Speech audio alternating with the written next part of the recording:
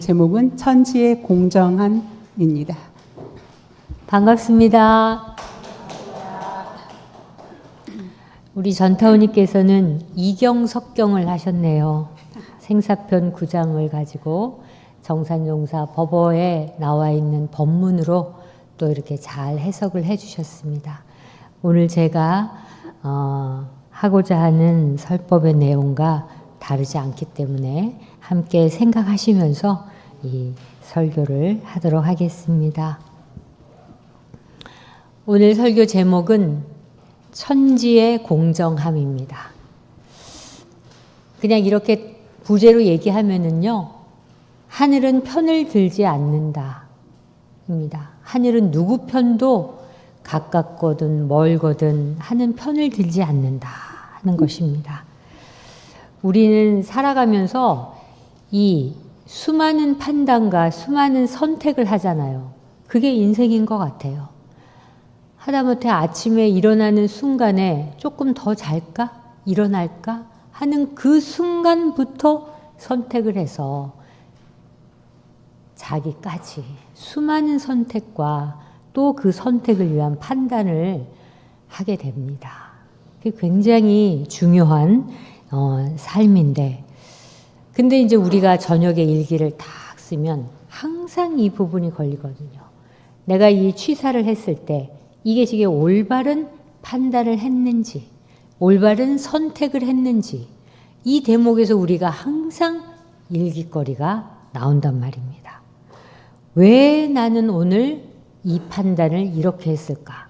근데 그 날도 모를 때가 있어요. 이렇게 판단을 하고 선택을 해서 간 날도 모를 때도 있고 나중에 알게 될 때도 있는데, 또 아침, 점심 때 하고 그게 마음에 늘 걸려서 저녁 시간에 그걸 한번 생각해 보게 될 때가 많거든요. 왜 내가 그 시간에 그렇게 했는지에 대해서. 그래서 사실은 이 판단하고 선택하는 게 결국은 사막이에요. 온전하게 생각을 해서 취사하는 거거든요, 결국에는. 근데 왜 판단이 흔들릴까 할 때는 아까 전타우님도 얘기하셨지만 거기에 나라는 게 꼭 들어갔거든요. 나라는 게 없을 수는 없어요. 이 육체를 가지고 있는 나. 근데 내 생각에, 내 마음에, 내 기분에, 내 감정에 여기에 탁 잡히게 되면은 판단과 선택은 제대로 하기 힘듭니다. 그래서 우리가 이렇게 자꾸 그 아상을 내려놓는 공부들을 하잖아요. 근데 대종사님께서는 그 판단과 선택을 제대로 하지 못하게 하는 이유가 뭐냐? 그게 뭐라고 말씀하셨어요?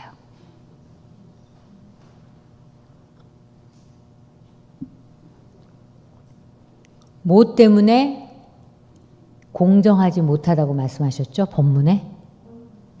그렇죠. 원근친소와 희노애락 때문에. 이게 모든 공부의 가장 큰 경계 대상입니다. 어떤 일을 하든지 간에. 이게 원근친소. 그래, 좀 가까우면은 봐주게 되죠. 좀 멀면은 아주 엄격하게 합니다. 그리고 또 친하면은 감싸게 되죠. 그리고 좀 소원한 관계면은 쉽게 판단을 해버려요. 그리고 아주 깊을 때는 느슨해져가지고 되게 느긋하게 되게 배려도 하는 것 같고 양보도 하는 것 같아요. 그런데 노애락, 한하고 슬프고 막 기쁠 때는 또 그 판단에 따라서, 그 기분에 따라서 좌지우지되는 그러한 판단을 하게 됩니다. 흐리게 되죠. 거기에 끌리는 마음이라는 거죠. 근데 인간이라면 원근친소, 희노애락이 없이는 살 수가 없어요. 이게 업인데요. 지금 현재 내가 원근친소 하는 것도 인연의 업이고, 희노애락도 전생부터 닦아온 내 감정, 내 정서에 대한 지금의 결과물이에요, 이 희노애락이. 그렇기 때문에 이 중력, 이 마음의 중력에서 벗어나는 것은 엄청나게 힘든 겁니다. 그럼에도 불구하고 이 중력에서 벗어나야 행복할 수 있다라는 거예요. 이게 고통이거든요. 원근 진소에 맨날 끄달려 가면서 이게 아닌데, 희노애락에 끊임없이 감정과 기분이 오르락내리락 하면서 이 또한 얼마나 불안하고 힘들겠어요. 그걸 알긴 알지만 그걸 제대로 못하기 때문에 대종사님께서 우리에게 이 말씀을 주셨어요. 하늘에 천지에 지극히 공정한 도를 채받아서 만사를 작용할 때 원근 진소와 희노애락에 끌리지 아니하고 오직 중도를 잡을 것이다. 그래서 이 법문을 주신 거예요. 그래서 이 법문에 이 천지의 공정함, 우리가 천지의 밝은 도, 천지의 정성한 도, 세 번째 천지의 공정한 도, 저는 많은 이 8개의 천지의 팔도 중에서 인간으로서 가장 어렵고 힘든 게 이 공정함인 것 같아요. 공정함이 사실 해답이 없거든요. 정답이 없습니다. 그리고 이때는 이게 공정할 수 있지만 다른 때 갔을 때는 그게 공정하지 않을 수도 있는 겁니다. 그게 이제 시중이라 그래서 중도잖아요. 그렇기 때문에 가장 공정하게 산다는 거에 대해서 늘 고민할 수밖에 없습니다. 늘 고민할 수밖에 없어요. 그래서 대종사님께서 그럼 천지의 공정함이라는 것은 무엇이냐? 이렇게 물었을 때 천지는 편을 가르지 않는다. 이렇게 말씀해 주셨어요. 이 편을 가르지 않는다는 것은 차별이 없고 조건도 없고 단지 역할에 그대로 응답할 뿐이다. 이렇게 말씀해 주셨어요. 편을 가르지 않는 이유가 있어요. 이 공정함을 실제로 움직이는 가장 커다란 원동력이 여러분 무엇이라고 생각합니까? 천지에도 뭔가 원리가 있고 이치가 있을 거 아니에요. 그래서 아주 공정하게 천지가 다 취사를 할 텐데 그것의 가장 바탕이 되는 원동력이 무엇입니까?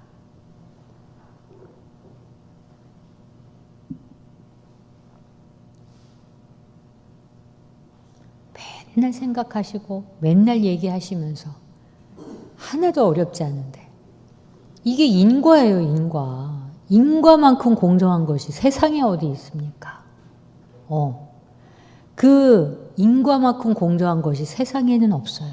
그 인과의 이치에 의해서 이 공정함을 우주는 바탕하고 있다는 얘기입니다. 그래서 이 하늘은 편가르지를 않는다. 누구 편이 하나도 아니다. 두 번째 공정은 냉정하지 않다는 거예요. 우리는 뭔가 공정하고 이게 맞아, 이게 옳은 거야 라고 생각하면 아이고 인정도 없네, 사람이 정도 없네, 이렇게 딱 부러지게 공정을 그렇게 찾나 이렇게 얘기를 하지만 사실은 엄청난 자비에 바탕한 것이다. 만약에 하늘이 우주가 이 편을 들면요, 어디 하나 편을 들면 세상이 온전하지 않습니다. 예를 들어서 어느 한 군데 해를 엄청나게 비추면 다 타서 죽고요. 어느 한 군데 비를 엄청나게 내리면 그 지역은 다 잠기게 됩니다. 이런 것이 있기 때문에 과하지도 않고 모자라지도 않게 균형에 맞춰서 인과의 이치에서 후리도 틀림없이 그대로 보여주는 거죠. 그게 바로 자비다. 이렇게 대종사님은 말씀을 하세요. 다른 게 자비가 아니라 그것이 알고 보면 자비였구나 라는 것을 알게 된다는 얘기입니다. 부처님 그 제자 중에, 제자는 아니고 데바다타라고 배신자라고 하죠. 이제 끝까지 이 부처님을 욕하고 부처님의 이 교단을 분열시키고 해치려고 하고 그랬어요. 근데 부처님께서는 끝까지 이 제자를 한 번도 미워하지 않았습니다. 그러면서 하신 말씀이 그러셨어요. 그 또한 과거에는 나의 은인이었다. 단지 언젠가는 다시 깨어날 인연이다. 지금은 다치 매해졌기 때문이다. 이렇게 말씀해 주셨어요. 이게 3세의 이치를 알고 인과를 알기 때문에 그 모든 것을 이해하는 자비가 나오신다는 얘기예요. 인과로서 다 녹여내서 그 한 번도 미워하지 않아야 되겠다. 내가 여기를 감싸야 되겠다. 이런 게 아니라 그냥 그대로 그게 그냥 자비로서 그대로 받아주는 거죠. 근데 이 인과라는 게 참 묘한 게 우리가 관계적으로 서로 안 좋은 인과를 있었다 하더라도 내가 그 안 좋은 인과에 대한 거를 다 감수복하고 안으면 그 인과는 해결이 됩니다. 그 인과가 녹아나는 거예요. 그러니까 둘 중에 한 사람만이라도 그 자비로움으로 인과로서 그 인연을 잘 풀어가면 서로가 정말 좋은 이 인연이 맺게 된다는 얘기예요. 그게 공정함의 자비이다 하는 거였어요. 만약에 이쪽에서 이렇게 했는데 나도 똑같이 맞받아 쳐야지 공정한 거 아니야? 이건 분노의 공정이지.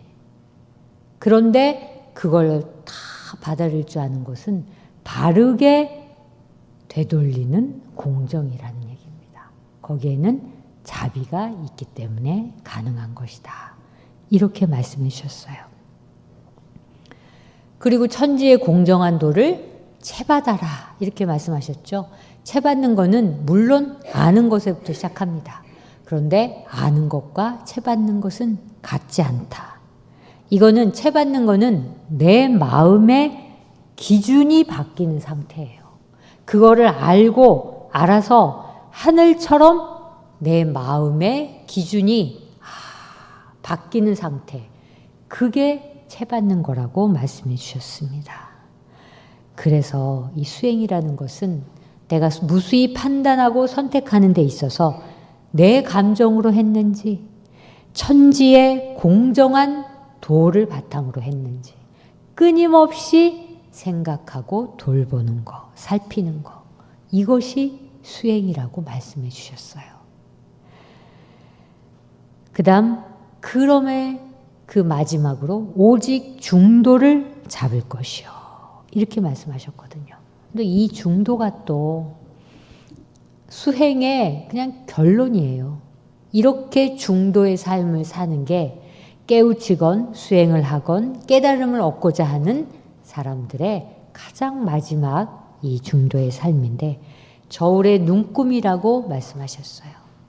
눈금. 항상 무엇이 올라탈 때는 이러한 경계들이 이렇게 많아서 이 저울을 엄청 누르는 내지만 그 문제를 해결해서 간단하게 떨쳐버리면 그 물건이 없어지는 순간 저울은 다시 0으로 원상복귀를 하잖아요. 그게 중도다. 이렇게 말씀해 주셨습니다. 그리고 이 중도는 양쪽 눈을 다 뜨고 있는 것이다. 한쪽 눈을 가리거나 한쪽 눈을 안 뜨는 거는 양쪽 눈은 나도 보고 상대방도 볼 수 있는 그 양쪽 눈을 균형감 있게 가질 수 있어야 중도를 할 수 있다. 이러셨어요. 근데 저는 여기에 거리 조절의 기술이 중도다. 이렇게 한번 생각해 봤습니다. 거리 조절의 기술. 이게 세상 살아가면서 참 이렇게 살아왔지만 내가 판단하고 내가 선택하는 게 결국은 내 기준이고 결국은 내 생각이고 결국은 내 업으로 하게 되거든요. 근데 여기서 조금이라도 거리를 조절을 하는 기준을 갖게 되면 중요하다. 그래서 너무 감정에 가까우면 이 공정이 무너지게 돼요. 감정이 가까우면. 너무 사랑하고 하면 무너지는 게 뭐냐? 착심 때문이에요. 너무 좋아 보이고 너무 살펴야 되고 이러한 마음이 기본적으로 갖고 있는 게 우리는 굉장히 자비로움이라고 생각하지만 그 자비로움의 독이 거기에 끌려다니고 그것에 묻혀 있다는 거예요. 그래서 너무 감정에 가까우면 이 공정이 무너지게 돼요.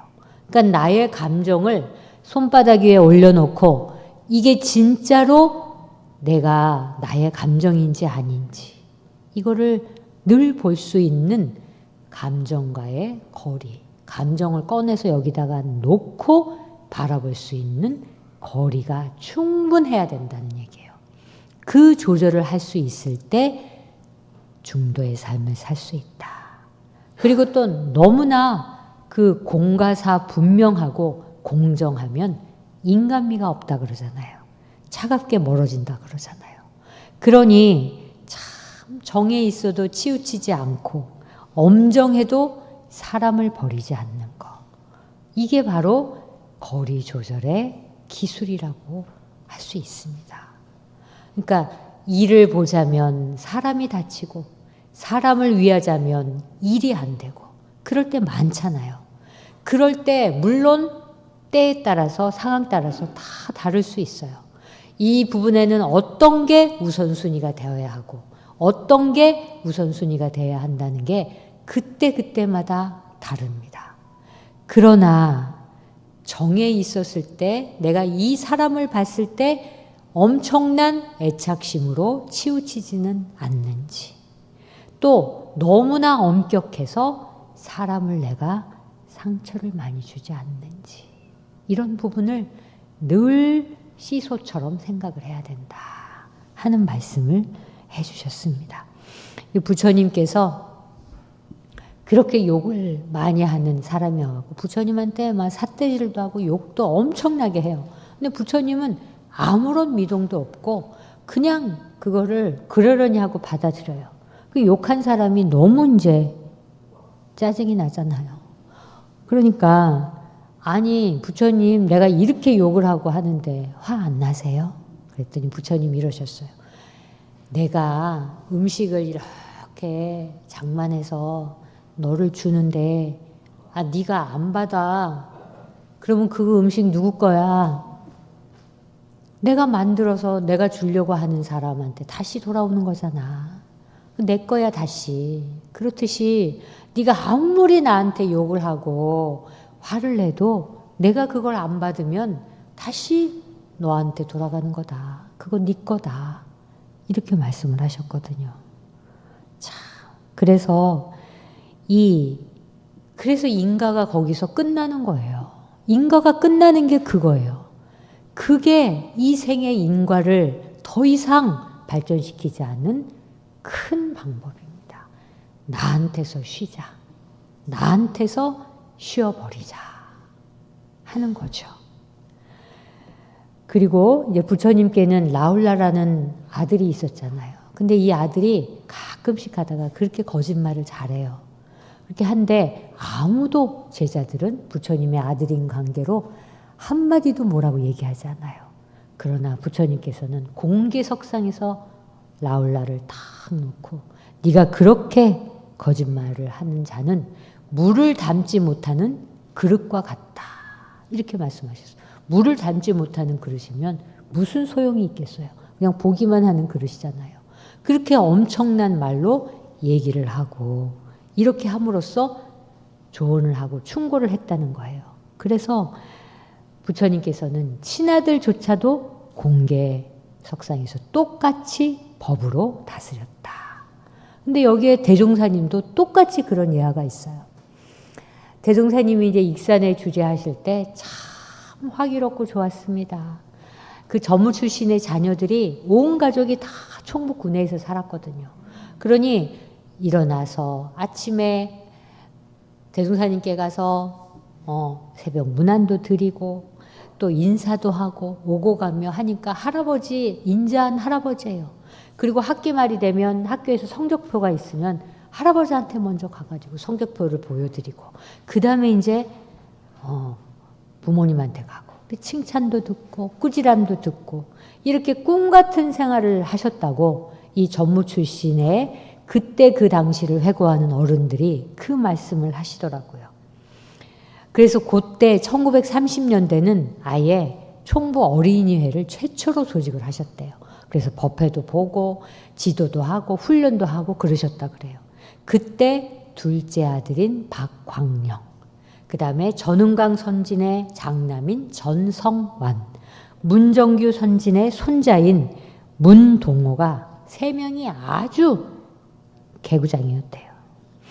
그래가지고 강연하고 이러면 자기네들도 이만한 상 같은 거 놓고 거기서 막 강연 연습도 하고 그러면서 이제 살았는데 어느 날 이 겨울에는 그 볏짚을 이렇게 다 쌓아놓고 다 이렇게 하잖아요. 근데 세 명 그 어느 날 그 볏짚에 불이 붙었어. 그러니까 이제 그 총부 군에 있는 사람들이 누구냐 해서 보니까 이 세 개구장이야. 이제 대종사님이 다 불러 모았어. 그때는 정말 모든 일, 개미가 기어가는 일까지 다 공의에 붙여서 얘기하고 결정하고 이렇게 하셨던 시대였거든요. 이제 세 명을 탁 줄여놓고 대종사님께서 엄중하게 벌을 내리셨어요.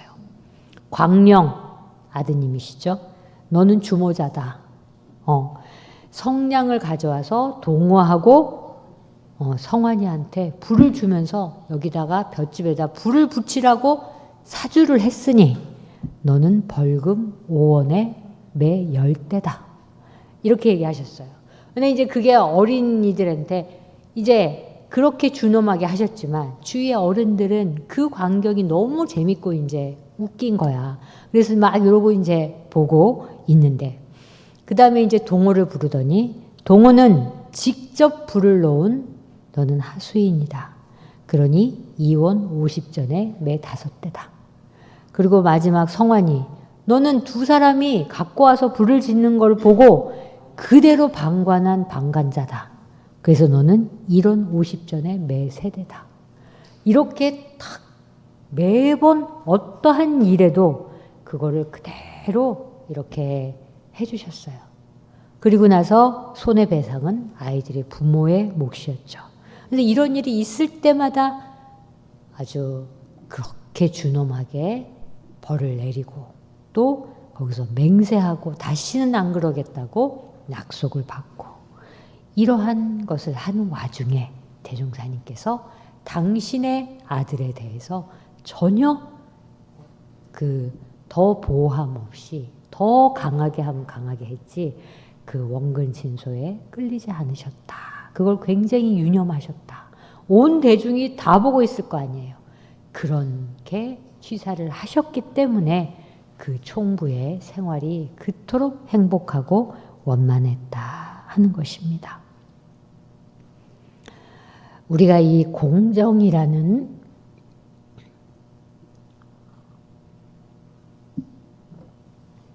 생각을 할 때는 늘 양면을 생각해야 됩니다.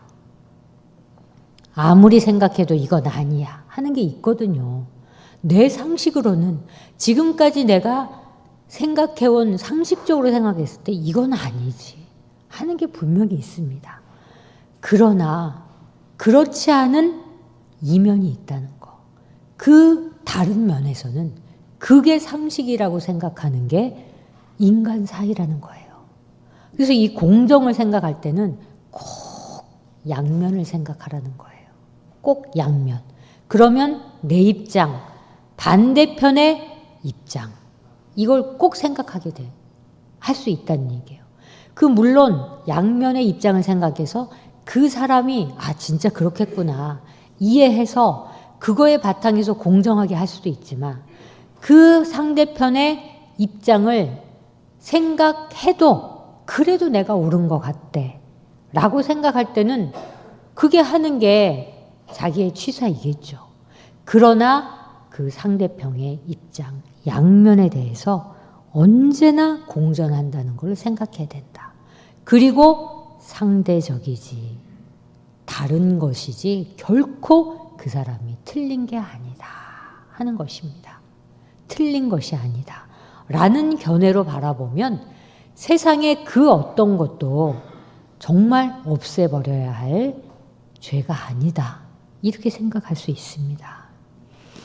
그래서 이기적일 수밖에 없고 편협할 수 없는 나의 마음을 끊임없이 돌리고 돌리는 데는 다른 편에 있는 그 너머에 있는 사람들의 그 생각들을 늘 함께 할 수 있어야 된다 하는 것입니다. 근데 결국에는 그 한 생각이 둘이 아니라 그러셨어요. 이 둘이라는 생각에서 늘 괴롭고 힘들다 그러셨거든요. 대종사님께서 늘 하나를 말씀하셨어요. 그 하나를 얘기하기 위해서 이 수많은 거를 가지가지로 내놓으셨는데 그 가지가지가 결국에는 하나라는 사실에 도달을 해야지만 거기서 진정한 공정함이 나온다. 이렇게 말씀을 해주셨거든요. 그래서 인과의 진리라는 거에 대해서 참 더욱더 깊이 있게 아셔야 합니다. 아까 말씀드렸죠. 공정함의 작동 원리는 인과의 이치다. 이건 우주 자연의 법칙이라 피할 수 없는 거예요. 인과에는 시간차가 있습니다. 우리가 너무 저 사람 진짜 아닌 것 같은데, 참 사람이 안 좋은 사람인데 너무 잘 살고 있어. 그러면 왜 그런 줄 아십니까? 전생의 덕이 지금 열매로 나오는 중이에요. 그 사람은. 전생에 지어놨던 덕이. 그 사람이 지금 나쁘다고 해서 내가 보기에 안 좋다고 해서 그 사람이 세세생생 안 좋은 엄마 집었겠어요? 세세생생 통해서 엄청난 복도 지었을 생이 있다는 거죠. 그 생에 그 지었던 덕이 지금 이렇게 다 나와서 나오는 중이라서 그 열매를 단 열매를 먹고 있는 중이라는 거예요. 그래서 지금의 악은 아직 계산서가 안 나온 중이에요. 지금 나쁘다고 생각했을 때 그 악은 바로 나올 수도 있지만 또 혹은 이 생에 10년 뒤에 나올 수도 있지만 내 생에 나올 수도 있거든요. 그게 아직 계산서가 안 나왔다는 얘기입니다. 그랬을 뿐이지 인과에는 외상이 없습니다. 지연된 결제만 있을 뿐이다. 결제를 하는 순간 그게 결과로 나타나잖아요. 지연된 결제가 있을 뿐이지 외상은 없고 그거 내 생에 안 받을 수도 있어요. 그 내내 생에 받을 수도 있어요. 그 내내 생에 받는 이유는 그 결과가 나올 법한 원인과 인이 탁 맞아 떨어졌을 때 그 결과가 확 나오는 거거든요. 한치도 틀림이 없습니다. 그 계산이. 그러니까 천지는 공정하다고 믿으셔야 합니다. 참, 하늘도 무심하시지. 하늘이 하늘 공정하지 않아. 하늘이 어쩌면 나한테 이래? 이럴 수 있어? 공정하다면 나한테 이럴 수 있냐고. 이렇게 얘기할 때 생각이 들고 엄청나게 분하고 억울할 때 이 생각을 하시라는 얘기예요. 엄청나게 분하고 어려울 때 이 천지는 그것을 기록하고 있다. 너무 억울해하지 마라. 우리가 원망하지 않으면 우주가 대신 갚아줍니다. 공정하게 판단해서 우주가 다 내려주게 되어 있어요. 사람이 못하면 하늘이 한다고 그러셨잖아요. 이런 거에 대한 믿음을 확실하게 믿으셔야 돼요. 이게 인과의 이치예요. 이걸 믿으셔야 지금의 불행과 행복과 이런 부분에 너무 들뜨거나 너무 우울하거나 너무 힘들거나 그렇지 않은 얘기예요. 누가 그러더라고요. 인생은 기분 관리다. 끊임없이 원근 진소와 끊임없이 일어나는 희노애락의 그 기분의 높고 낮음을 평정하면서 가는 거. 이런 것이 인간의 인생의 가장 그 유효한 나 자신의 관리법이다. 이렇게 말씀을 하는 얘기를 들었어요. 근데 우리는 매일 우주의 도장을 찍고 있다. 이렇게 생각하세요. 딴 사람은 몰라요. 사람들은 몰라요. 우주는 알아요. 그래서 내가 남을 험담하고 남을 괴롭히면 업장의 도장이 찍혀요. 업장의 도장. 그 우주가 기록한다 그러셨잖아요. 내 업장의 도장이 찍히고 내가 어려운 사람 돕고 공덕이 맞으면 공덕의 도장, 또 복덕의 도장.